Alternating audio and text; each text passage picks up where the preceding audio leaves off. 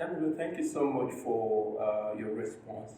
But with your knowledge of what UKNIAF does, what do you think we should be doing right now towards addressing climate challenges in Nigeria as a developing nation?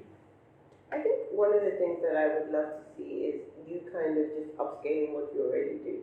You're already working with the Ministry of Works on sustainable roads and infrastructure. You're already working on sustainable infrastructure financing, and that is really important because we need to find different instruments to solve this issue, right?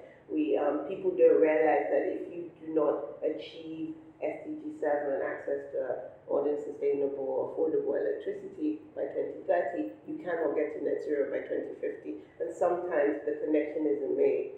So we have 9 years, to do that. So an upscale of everything we're doing. Obviously, like I said, with Nigeria being a priority country, not just because I'm from here, but because it is the largest country currently with 85 million people globally with an energy access problem, then there's a bigger role here. And even as SEforALL, we are thinking of our Africa office here because the numbers, really are here. And if you achieve something in Nigeria, it's also something that other African countries can follow, and that's really important, the role of Nigeria on the continent and in the region, and I think sometimes that is underestimated as we try and tackle this climate issue.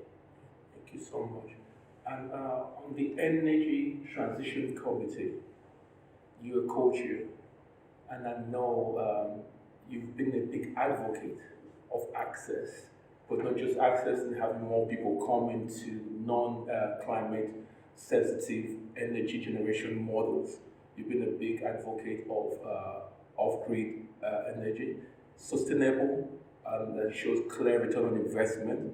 But what you have also pushed is the use of evidence, data, to be able to drive these decisions. How can UKNIAF also continue to work with you in that space to make sure that everything is evidence-based, ranging from our regulatory practice and the decision to make policies?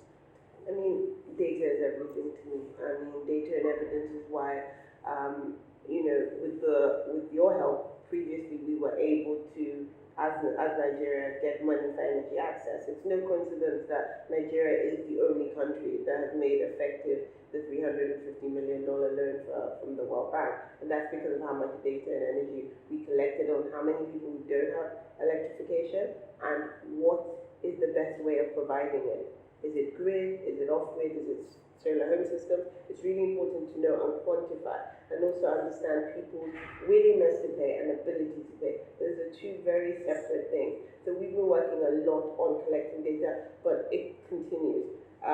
One of the things I would love to work this year is going back to that plan and making it web-enabled and geospatial to understand that, but then marrying that, because my role now is not just electrification, it's also clean cooking, with who needs clean cooking and where are they. And then on top of that as well, the cold chains that we would need for the COVID vaccine distribution. It's not right that most developing countries, it costs almost 5 times to vaccinate because of not planning for the cold chain.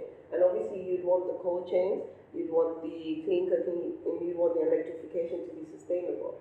So that's why it's so critical for planning, and any way that UKNIAF can support us in that. I also believe that that's the only way you're going to get financing, real financing, when people see plans and projects that come out of it. Thank you so much, Damilola. Appreciate that. Thank It's always you, wonderful seeing you. Thank you for having me.